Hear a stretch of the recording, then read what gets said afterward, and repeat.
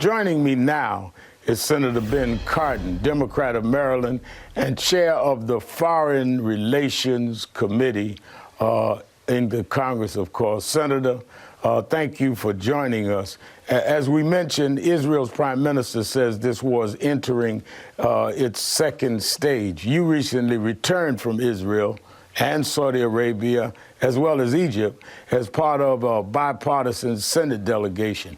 Can you describe what came out of that tour, Senator? What did you see and what did you bring out of it?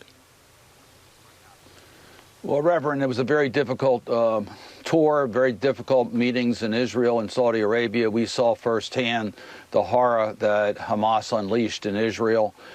We recognize that it is not only in Israel's national security interest to eliminate Hamas, it's also in the Palestinians' interest in Gaza to eliminate Hamas. They have caused misery, and the depravity in which they've operated is beyond description. But at the same time, we have Palestinians trying to avoid the conflict. It's incumbent that we get humanitarian assistance in to help. I'm thankful for President Biden's leadership. I know he's had conversations with the international community and with the Israelis and the Egyptians in order to get additional humanitarian assistance to those who need it in Gaza that are not part of Hamas. But at the same time, it was clear to me in this bipartisan visit to the Middle East that Hamas needs to be taken out. Now, there are many concerned that we just had a reporter on from Tel Aviv and I'm hearing from her and other sources, the White House is concerned about getting humanitarian aid in.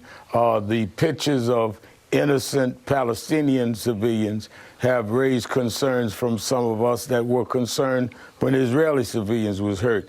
And then you have the House Republicans will be holding a conference call tonight to discuss aid for Israel. The White House has put together a $106 billion national security funding request, including a $14 billion aid package for Israel, bundled with a $61 billion request for aid to Ukraine. Now, the new House Speaker, Mike Johnson, wants a standalone bill for Israel aid and thinks that one can pass this week. How would that be received in the Senate, in your judgment?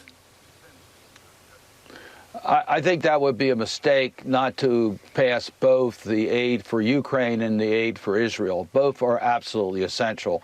Ukraine is fighting the front line of democracy. Their need for funding is now. It's critically important that the United States provide the assistance. We are the leaders of the international coalition, and Israel needs the additional support. So I hope we get both done. I think it's easier if we take them together. Let's get them both done this week. I don't know why there would be a delay in taking up both the aid together.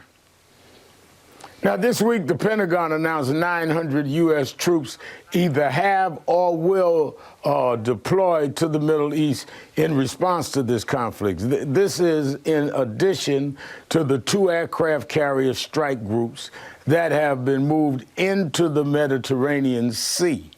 What is the purpose of this buildup, Senator, as far as you can say? Our military assets being positioned where they are is to prevent an escalation of this conflict. We want to make it clear to Iran and its proxies that it should not even think about getting involved in this current conflict. So the positioning is as a deterrent to Iran and its proxies, Hezbollah, the Houthis and others.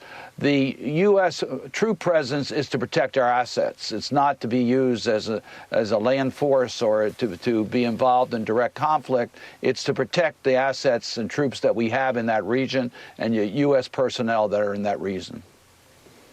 Now, on that note, are we already seeing this conflict spread beyond Israel? I ask that in light of the U.S. military airstrikes carried out this week in eastern Syria against Iranian-backed militant groups, believed by the U.S. to be behind the rocket and drone attacks that have injured at least 24 American service members in Iraq and Syria over the last 12 days, according to the Defense Department. Is this already a regional conflict in all but name, Senator? I don't believe so. I think we have been able to contain the escalation. Clearly, what happened in Syria when the attack on our personnel needed to be responded to, we responded to it. It was an incident, but it was not a mobilization of an additional front in regards to an attack on Israel or an attack on the United States. So we have not seen a mobilization of an additional front. Right now, the battle is really between Israel and Hamas in Gaza. Yes, there's skirmishes in northern Israel. We know about that. We've seen also the Houthis do some aggressiveness, and we'll respond in kind to all of that.